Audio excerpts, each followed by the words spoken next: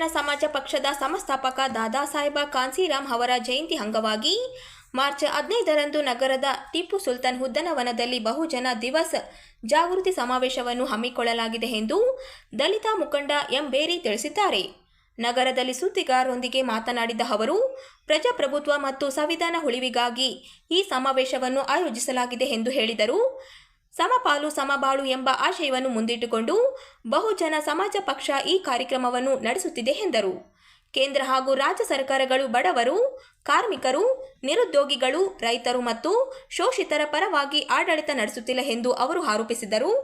ಬಂಡವಾಳಶಾಹಿಗಳ ಪರವಾಗಿ ನೀತಿಗಳನ್ನು ಅನುಸರಿಸಲಾಗುತ್ತಿದೆ ಎಂದು ಟೀಕಿಸಿದರು.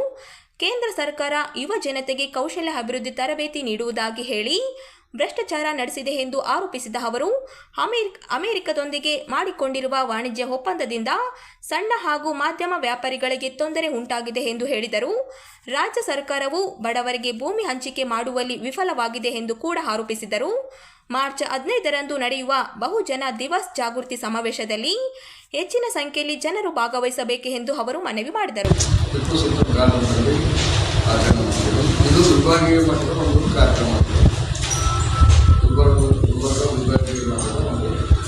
ಕಾರ್ಯಕ್ರಮವಾಗಿದ್ದು ಈ ಕಾರ್ಯಕ್ರಮಕ್ಕೆ ಬೀದರ್, ಗುಲ್ಬರ್ಗ, ಯಾದಗಿರಿ, ರಾಯಚೂರು, ಕೊಪ್ಪಳ, ಬಳ್ಳಾರಿ, ಚಿತ್ರದುರ್ಗ ಮತ್ತು ದಾವಣಗೆರೆ ಇದು ಗುಲ್ಬರ್ಗ ಲೋಕಸಭಾ ಇದು ಜೋನಗಳು. ಹೀಗಾಗಿ ಈ ಕಾರ್ಯಕ್ರಮ ಸುಮಾರು 2,000 ಜನ ಸೇರ್ತಾರೆ. ಈ ಎಲ್ಲ ಜಿಲ್ಲೆಗಳಿಂದ ಆಗುತ್ತಾರೆ. ಹೀಗಾಗಿ ಈ ಕಾರ್ಯಕ್ರಮಕ್ಕೆ ತಾವು ಒಂದು ಪತ್ರಿಕಾ ಮಾಧ್ಯಮದಲ್ಲಿ ಸಾಕಷ್ಟು ಎಲ್ಲಿ ನಡೀತಾ ಇದೆ. ಭಾಳ ಪ್ರಮುಖವಾಗಿ ಒಂದು ಪಕ್ಷ ಅಂದರೆ ಅದಕ್ಕೆ ಒಂದು ಸಿದ್ಧಾಂತ ಸೈದ್ಧಾಂತಿಕ ಹಿನ್ನೆಲೆ ಇರುತ್ತೆ ಯಾವುದೇ ಪಕ್ಷಕ್ಕೆ. ಹಾಗೆ ಬಹುಜನ ಸಮಾಜ ಪಕ್ಷಕ್ಕೆ ಬಾಬಾ ಸಾಹೇಬರ ಸರ್ವರಿಗೂ ಸಮಪಾಲು ಸರ್ವರಿಗೂ ಸಮಪಾಲು ಅನ್ನುವಂಥ ತತ್ವದ ಆದರ್ಶದ ಮೇಲೆ ಈ ಪಕ್ಷ ನಡೆದಿದೆ. 1984ರಲ್ಲಿ ಬಾಬಾ ಸಾಹೇಬ್ ಅಂಬೇಡ್ಕರ್ ಅವರ ಜನ್ಮದಿನವಾದ ಏಪ್ರಿಲ್ 14 ಈ ಪಕ್ಷ ಜನ್ಮ ತಾಳುತ್ತೆ.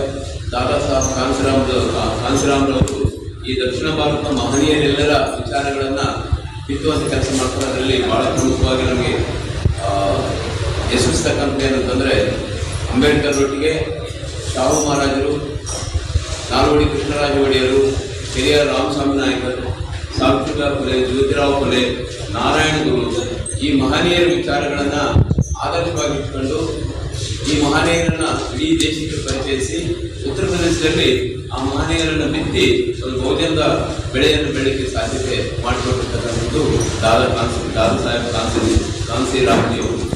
ಅವರ ಒಂದು ಹುಟ್ಟುಹಬ್ಬ ಬಹುಜನ ದಿವಸ್ ಅಂತ ಆಚರಣೆ ಮಾಡ್ತಾರೆ. ಈ ಬಹುಜನ ದಿವಸ ಅವರು ಹುಟ್ಟಿರ್ತಕ್ಕಂಥ ಮಾರ್ಚ್ 15ನೇ ತಾರೀಕಿಗೆ ಪ್ರತಿ ವರ್ಷ ಬೇರೆ ಬೇರೆ ಎಲ್ಲ ಜಿಲ್ಲಾ ಹಂತದಲ್ಲಿ ನಡೀತದ. ಈ ವರ್ಷ ನಾವು ನಮ್ಮ ಜಿಲ್ಲೆಯಲ್ಲಿ ಕಲಬುರಗಿ ಯುವನರ್ ಮಟ್ಟದ ಒಂದು ಸಮಾವೇಶನ ಹಮ್ಮಿಕೊಂಡಿದ್ದೀವಿ.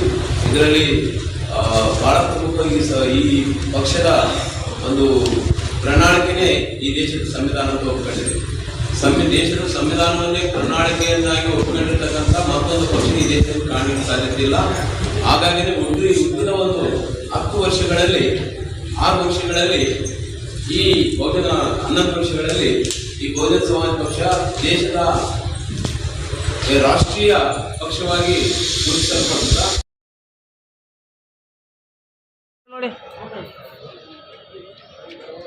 ಅಡಿಗೆ ಅನಿಲದ ದರ ಏರಿಕೆಯನ್ನು ಖಂಡಿಸಿ All India Central Council of Trade Unions AICCTU ಜಿಲ್ಲಾ ಸಮಿತಿ ವತಿಯಿಂದ ಕೇಂದ್ರ ಸರ್ಕಾರದ ವಿರುದ್ಧ ಆಕ್ರೋಶ ವ್ಯಕ್ತಪಡಿಸಲಾಯಿತು. ಗೃಹ ಬಳಕೆಯ ಎಲ್ಪಿಜಿ ಸಿಲಿಂಡರ್ಗೆ 60 ರೂಪಾಯಿ ಹಾಗೂ ವಾಣಿಜ್ಯ ಸಿಲಿಂಡರ್ಗೆ 11,450 ರೂಪಾಯಿ ದರ ಏರಿಕೆ ಮಾಡಿರುವುದನ್ನು ಖಂಡಿಸಿ ದರ ಏರಿಕೆಯನ್ನು ತಕ್ಷಣ ಹಿಂಪಡೆಯಬೇಕೆಂದು ಸಂಘಟನೆ ಆಗ್ರಹಿಸಿದೆ. ಈ ಕುರಿತು ರಾಯಚೂರು ತಹಶೀಲ್ದಾರ್ ಮೂಲಕ ಪ್ರಧಾನಮಂತ್ರಿಗಳಿಗೆ ಮನವಿ ಪತ್ರ ಸಲ್ಲಿಸಲಾಯಿತು. ಅಡಿಗೆ ಅನಿಲದ ದರ ಏರಿಕೆಯಿಂದ ಬಡವರು, ಮಾಧ್ಯಮ ವರ್ಗದ ಜನರು ಹಾಗೂ ಕಾರ್ಮಿಕ ಬದುಕಿನ ಮೇಲೆ ದೊಡ್ಡ ಹೊರೆ ಬಿದ್ದಿದೆ ಎಂದು ಸಂಘಟನೆಯ ಮುಖಂಡರು ತಿಳಿಸಿದ್ದಾರೆ.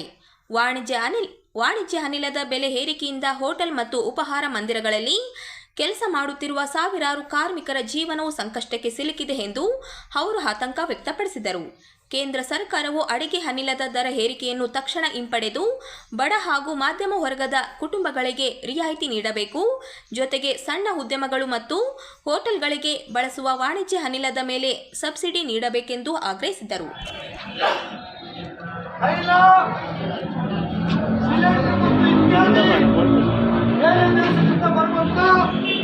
ಎಲ್ಲವನ್ನ ಇವತ್ತು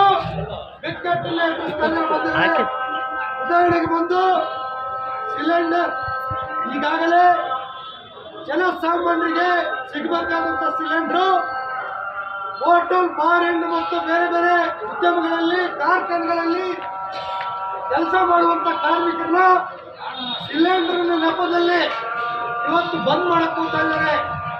ಸಿಲಿಂಡರ್ ಇವತ್ತು ಬಿಕ್ಕಟ್ಟಾಗಿದೆ.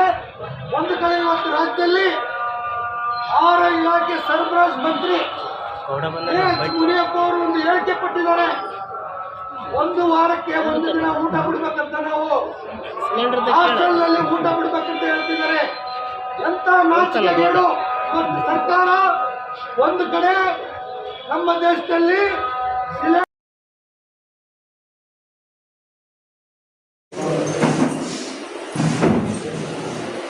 ರಾಯಚೂರು ಜಿಲ್ಲೆಯಲ್ಲಿ ನಡೆಯುತ್ತಿರುವ ಅಕ್ರಮ ಜೋಳ ಖರೀದಿ ದಂಧೆಯನ್ನು ಜಿಲ್ಲಾ ಆಡಳಿತ ತಕ್ಷಣವೇ ನಿಲ್ಲಿಸಿ 1 ವಾರದೊಳಗೆ ರೈತರಿಂದ ಬೆಂಬಲ ಬೆಲೆಯಲ್ಲಿ ಜೋಳ ಖರೀದಿ ಪ್ರಾರಂಭಿಸಬೇಕು ಎಂದು ರೈತ ಹಿರಿಯ ಹೋರಾಟಗಾರ ಚಾಮರಾಸ ಮಾಲಿಪಾಟೀಲ್ ಆಗ್ರಹಿಸಿದ್ದಾರೆ.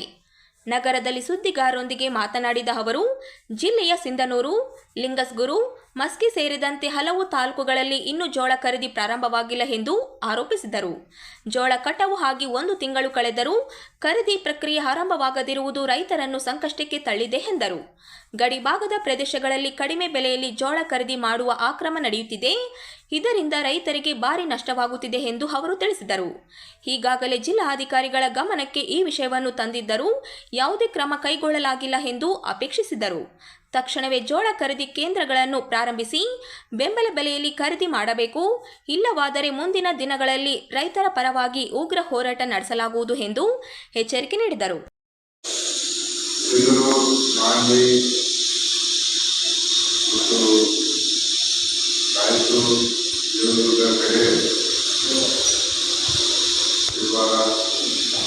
ಜೋಳ ರೈತರು ಬೆಳೆದು ಈಗಾಗಲೇ ಖರೀದಿ ಕೇಂದ್ರಕ್ಕೆ ಕೊಡಲಿಕ್ಕೆ ನೋಂದಣಿ ಮಾಡಿದ್ರು. 19ರಂದೇ ಜಿಲ್ಲಾಧಿಕಾರಿಗಳಿಗೆ ಭೇಟಿಯಾಗಿ ಆ ಖರೀದಿ ಕೇಂದ್ರ ಮತ್ತು ನೋಂದಣಿಯಲ್ಲಿ ಆಗ್ತಕ್ಕಂಥ ಅವ್ಯವಹಾರದ ಬಗ್ಗೆ ಜಿಲ್ಲಾಧಿಕಾರಿಗಳು ಮನವಿ ಕೊಟ್ಟಿದ್ವಿ. ಇವತ್ತು ಫೇಕ್ GPS ಮಾಡಿ ಭತ್ತ ಕಟಾವು ಮಾಡಿದಂತ ಹೊಲಗಳನ್ನ ಜೋಳ ಅಂತ GPS ಮಾಡಿದ್ದಾರೆ. ಅಂದ್ರೆ ಖರೀದಿ ಕೇಂದ್ರಕ್ಕೆ ಜೋಳ ಕೊಡಕ್ಕೆ ಇದ್ರ ಉದ್ದೇಶ ಏನಂದ್ರೆ ಪಕ್ಕದ ಆಂಧ್ರದಲ್ಲಿ ಕಡಿಮೆ ಬೆಲೆಗೆ ಸಿಗ್ತಕ್ಕಂತ ಜೋಳವನ್ನ ಖರೀದಿ ಮಾಡಿಕೊಂಡು ಬಂದು ಇಲ್ಲಿ 3,730 ರೂಪಾಯಿಗೆ ಏನಂತಂದ್ರೆ ಮಾರಾಟ ಮಾಡುವ ಒಂದು ದುರುದ್ದೇಶದಿಂದ ಈ ಫೇಕ್ GPS ನಡೆದಿದೆ. ಇದ್ರ ಬಗ್ಗೆ ಜಿಲ್ಲಾಧಿಕಾರಿಗೆ ನಾವು ಬಹಳ ಒತ್ತಾಯ ಮಾಡಿದ್ದೀವಿ. ಅವರೇನೋ ಮರು ಸರ್ವೆಗೆ ಆದೇಶ ಮಾಡಿದ್ದಾರೆ. ಇಲ್ಲಿ ಏನಾಗಿದೆ, ಆಡಳಿತ ನಡೆಸ್ತಕ್ಕಂಥವರು ದಾರಿ ತಪ್ಪಿದ ಪರಿಣಾಮವಾಗಿ ವಾಸ್ತವಿಕವಾಗಿ ನಿಜವಾಗಿ ಜೋಳ ಬೆಳೆದಂತ ರೈತರು ಇವತ್ತು ಖರೀದಿ ಕೇಂದ್ರಕ್ಕೆ ಕೊಳ್ಳಲಾಗುವಂತ ಸ್ಥಿತಿ ನಿರ್ಮಾಣ ಆಗಿದೆ. ವಿಳಂಬ ಆಗಿದೆ. ಈ ಜೋಳ ಕಟಾವು ಮಾಡಿ 1.5 ತಿಂಗಳು 2 ತಿಂಗಳಾಯ್ತು. ಇನ್ನೂ ಏನಂತಂದ್ರೆ ಖರೀದಿ ಪ್ರಾರಂಭ ಆಗಿದೆ. ಕಾರಣ ಏನಂದ್ರೆ ಈ ಮರು ಸರ್ವೆ ಅದು ಮರು ಸರ್ವೆ ಕೂಡ ಸರಿಯಾಗಿ ಮಾಡ್ತಾ ಇಲ್ಲ.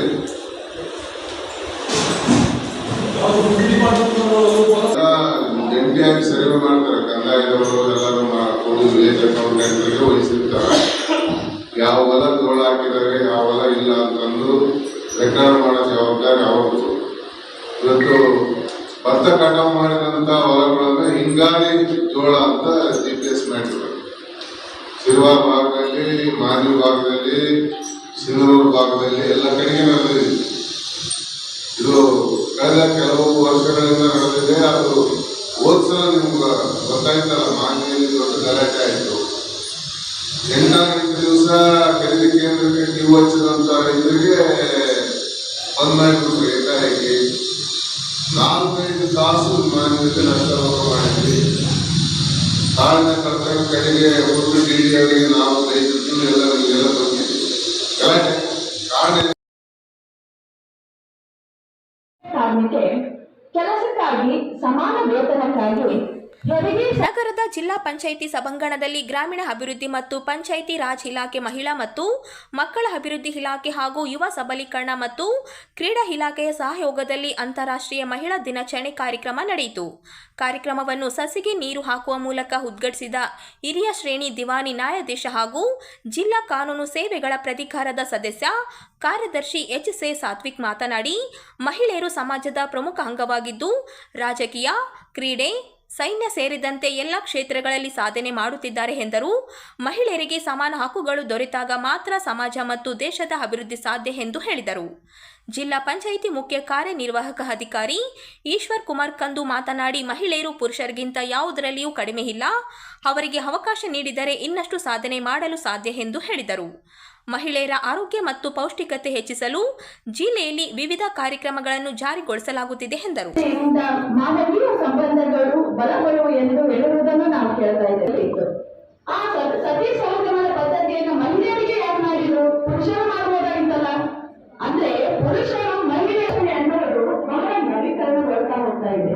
ಯಾವ ರೀತಿ ಅಂದ್ರೆ ಮಹಿಳಾ ಸಹಗಮನ ಪದ್ಧತಿ ಇರ್ಬೋದು, ಬುರ್ಕಾ ಪದ್ಧತಿ ಇರ್ಬೋದು, ಮೇಲ್ವರ್ಗದಲ್ಲಿ ಇರುವಂತಹ ಮಹಿಳೆಯರು ಶಾಸಕರಾಗಿರಬಹುದು ಅಥವಾ ಈ ದಮನಕಾರಿಯಾದಂತಹ ಬರ್ತಾ ಇತ್ತು.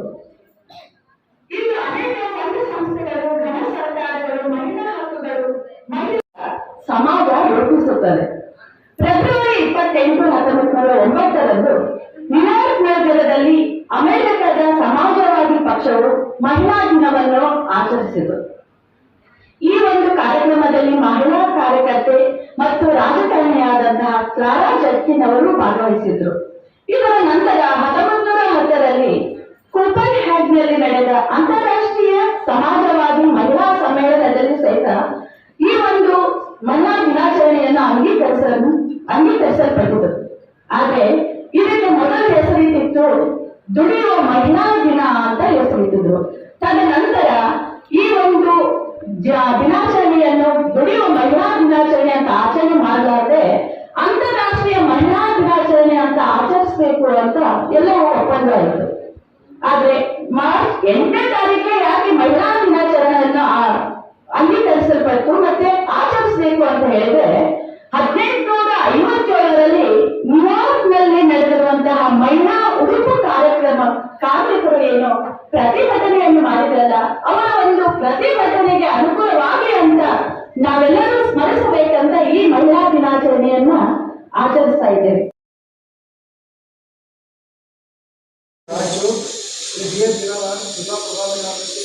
ಮಾತೋಶ್ರೀ ಮಾಂತಮ್ಮ ಶಿವಬಸಪ್ಪ ಗೋನಾಳ ಪ್ರತಿಷ್ಠಾನ ಹಾಗೂ ಪ್ರತಿಭಾ ಸುಗಮ ಸಂಗೀತ ಸಂಸ್ಥೆಯ 16ನೇ ವಾರ್ಷಿಕೋತ್ಸವದ ಅಂಗವಾಗಿ ರಾಜ್ಯ ಮಟ್ಟದ ಮಹಂತ ಪ್ರಶಸ್ತಿ ಪ್ರದಾನ ಸಮಾರಂಭ ಮತ್ತು ಜನಪದ ಸಂಭ್ರಮ ಕಾರ್ಯಕ್ರಮವನ್ನು ಮಾರ್ಚ್ 15 ನಗರದ ಪಂಡಿತ್ ಸಿದ್ದರಾಮ ಜಂಬಲ್ದಿನ್ನಿ ರಂಗಮಂದಿರದಲ್ಲಿ ಆಯೋಜಿಸಲಾಗಿದೆ ಎಂದು ಪ್ರತಿಷ್ಠಾನದ ಅಧ್ಯಕ್ಷ ಶರಣಪ್ಪ ಗೋನಾಳ ತಿಳಿಸಿದ್ದಾರೆ.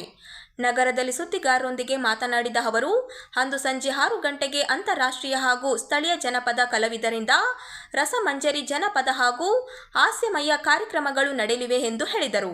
ಈ ಸಂದರ್ಭದಲ್ಲಿ ಜನಪದ ಹಾಡು, ವಚನ ನೃತ್ಯ, ಭರತನಾಟ್ಯ ಮತ್ತು ಸಂಗೀತ ಕಾರ್ಯಕ್ರಮಗಳನ್ನು ಕೂಡ ಆಯೋಜಿಸಲಾಗಿದ್ದು ಸ್ಥಳೀಯ ಕಲಾವಿದರಿಗೆ ಪ್ರೋತ್ಸಾಹ ನೀಡಲಾಗುವುದು ಎಂದರು.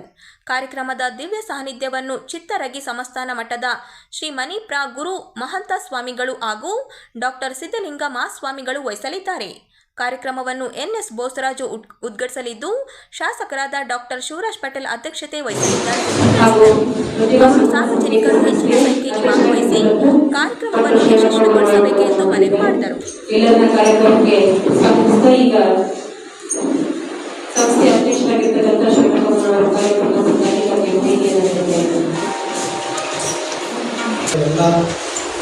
ಪತ್ರಕರ್ತರ ಸಂಸ್ಥೆ ಪರವಾಗಿ ಹೃತ್ಪೂರ್ವಕವಾಗಿ ಸ್ವಾಗತ ಕೋರ್ತಾ ಇದ್ದೇವೆ. ಪ್ರತಿ ವರ್ಷದಂತೆ ಈ ವರ್ಷ 16ನೇ ವರ್ಷದ ಒಂದು ಮಾತೃಶ್ರೀ ಪ್ರಶಸ್ತಿ ಪ್ರದಾನ ಸಮಾರಂಭ ಮತ್ತು ಚರಣದ ಸಂಭ್ರಮ ಕಾರ್ಯಕ್ರಮ. ಈ ಕಾರ್ಯಕ್ರಮದಲ್ಲಿ ನಾಡಿನ ಹೆಸರಾಂತ ಕಲಾವಿದರು, ಆಪ್ತಗೇರಿ ತಿಮ್ಮರಾಜು ಮತ್ತು ಲೋಕಲ್ ಪ್ರತಿಭೆಗಳನ್ನು ಕರೆತರ್ತಕ್ಕಂಥ ಒಂದು ಕೆಲಸವನ್ನು ನಮ್ಮ ಸಂಸ್ಥೆ ಮಾಡಿಕೊಂಡು ಬರ್ತಾ ಇದೆ. ಈ ಒಂದು ಕಾರ್ಯಕ್ರಮವನ್ನು ಮಾತೃಶ್ರೀ ಪ್ರಶಸ್ತಿ ಪ್ರದಾನ ಸಮಾರಂಭ ಬೆಳಗ್ಗೆ 10:30ಕ್ಕೆ. ಈ ಕಾರ್ಯಕ್ರಮದ ಒಂದು ಕೃಪಾಶೀರ್ವಾದದಿಂದ ವಿವೇಕ ಡಾಕ್ಟರ್ ವಿಜಯ ಸ್ವಾಮಿಗಳು ಚಿತ್ರಗಿ ಸಂಸ್ಥಾನ ಮಠ ಇವರ ಕೃಪಾಶೀರ್ವಾದದಿಂದ ದಿವ್ಯ ಸಾನ್ನಿಧ್ಯವನ್ನು ಮಣಿಪುರ ಮಹಂತ ಸ್ವಾಮಿಗಳು ಚಿತ್ರಗಿ ಸಂಸ್ಥಾನ ಮಠ ಅವರು ಸಾನ್ನಿಧ್ಯ ವಹಿಸಿಕೊಳ್ತಾ ಇದ್ದಾರೆ. ಈ ಕಾರ್ಯಕ್ರಮದ ಉದ್ಘಾಟನೆಯನ್ನು ಶ್ರೀ NS ಬೋಸರಾಜ್ ಸನ್ಮಾನ್ಯ ಸಣ್ಣ ನೀರಾವರಿ ವಿಜ್ಞಾನ ಮತ್ತು ತಂತ್ರಜ್ಞಾನ ಸಚಿವರು ಕಾರ್ಯಕ್ರಮವನ್ನು ಉದ್ಘಾಟನೆಯನ್ನು ಮಾಡ್ತಾ ಇದ್ದಾರೆ. ಈ ಕಾರ್ಯಕ್ರಮದ ಅಧ್ಯಕ್ಷತೆಯನ್ನು ಡಾಕ್ಟರ್ ಶಿವರಾಜ್ ಪಾಟೀಲ್ ಶಾಸಕರು ರಾಯಚೂರು ಅಧ್ಯಕ್ಷತೆ ವಹಿಸಿಕೊಳ್ತಾ ಇದ್ದಾರೆ. ಮುಖ್ಯ ಅತಿಥಿಗಳಾಗಿ ಶ್ರೀ ವಿಷ್ಣುಕಾಂತ್ ಗುದ್ದಾಡ್ ಸಂಸ್ಥಾಪಕರು ಶಿಲ್ಪಾ ಮೆಡಿಕಲ್ ಅವರು ಮುಖ್ಯ ಅತಿಥಿಗಳಾಗಿ ಪಾಲ್ಗೊಳ್ತಾ ಇದ್ದಾರೆ. ಶ್ರೀ ಚಂದ್ರಶೇಖರ್ ಪಾಟೀಲ್ ಮಿರ್ಜಾಪುರ್ ಅಧ್ಯಕ್ಷರು ವೀರಶೈವ ಲಿಂಗಾಯತ್ ಮಹಾಸಭಾ ರಾಯಚೂರು, ಶ್ರೀ ಜಯಣ್ಣ ಮಾಜಿ ಅಧ್ಯಕ್ಷರು ಹಾಗೂ ಹಾಲಿ ನಗರಸಭಾ ಸದಸ್ಯರು ರಾಯಚೂರು, ಶ್ರೀ ಕೆ ಶಾಂತಪ್ಪ ಅಧ್ಯಕ್ಷರು ಹಿಂದುಳಿದ ವರ್ಗದ ಒಕ್ಕೂಟ ರಾಯಚೂರು, ಶ್ರೀ ರವೀಂದ್ರ ಜಂದಾರ್ ಅಧ್ಯಕ್ಷರು ಆಶೀರ್ವಾದ ಕಾಲೋನಿ ರಾಯಚೂರು, ಶ್ರೀ KN ನಾಗರಾಜ್ ನಗರಸಭಾ ಸದಸ್ಯರು ರಾಯಚೂರು, ಶ್ರೀ ರಂಗಣ್ಣ ಪಾಟೀಲ್ ಅರುಳಿ ಅಧ್ಯಕ್ಷರು ಜಿಲ್ಲಾ ಕನ್ನಡ ಸಾಹಿತ್ಯ ಪರಿಷತ್ ರಾಯಚೂರು, ಶ್ರೀ ಗಿರಿಜಾಶಂಕರ್ ಮಾಜಿ ಅಧ್ಯಕ್ಷರು ಭಕ್ತಿ ಬೋರ್ಡ್ ಮೈನ್ಸ್ ಮೈಸೂರು, ಶ್ರೀ ಸಾವಿತ್ರಿ ಪುರುಷೋತ್ತಮ್ ಅಧ್ಯಕ್ಷರು ಆರ್ಯವೈಶ್ಯ ಸಮಾಜ ರಾಯಚೂರು, ಶ್ರೀ ಡಾಕ್ಟರ್ ಎಸ್ ಬಾಲಾಜಿ ರಾಜ್ಯಾಧ್ಯಕ್ಷರು ಕನ್ನಡ ಜಾನಪದ ಪರಿಷತ್ ಬೆಂಗಳೂರು, ಶ್ರೀ ನಾಗರಾಜ್ ಮಸ್ಕಿ ಅಧ್ಯಕ್ಷರು ಶರಣ ಸಾಹಿತ್ಯ ಪರಿಷತ್ ರಾಯಚೂರು, ಶ್ರೀ ಅಶೋಕ್ ಗೌಡ ಬಿಜಾಪುರ ಗುತ್ತಿಗೆದಾರರು ರಾಯಚೂರು, ಶ್ರೀ ಬಿ ಬಸವರಾಜ್ ಅಧ್ಯಕ್ಷರು ಅಭಯಗಿರಿ ಆಂಜನೇಯ ದೇವಸ್ಥಾನ ರಾಯಚೂರು, ಶ್ರೀ ಮಲ್ಲಿಕಾರ್ಜುನ್ ಪ್ರಭಾರಿ ಸಹಾಯಕ ಲೆಕ್ಕಾಧಿಕಾರಿಗಳು ಜಸ್ಕಾಂ ರಾಯಚೂರು, ಶ್ರೀ ವೆಂಕಟೇಶ್ವರ ರಾವ್ ನಿವೃತ್ತ ಹಿರಿಯ ಮೋಟರ್ ವಾಹನ ನಿರೀಕ್ಷಕರು ಬಳ್ಳಾರಿ, ಶ್ರೀ ವಿಜಯಕುಮಾರ್ ತೇಜಾಮ್ ಉಪಾಧ್ಯಾಯರು ಬಸವ ಕೇಂದ್ರ ರಾಯಚೂರು, ಶ್ರೀ ಅಮರೇಶ್ ಪಿ ಕುಮಾರ್ ಅಧ್ಯಕ್ಷರು ಸಮರ್ಥ ಶಿವ ಸಂಸ್ಥೆ ಶಿವಪುರ, ಶ್ರೀ ಪ್ರಬಣ್ಣಗೌಡ ಹಂಚ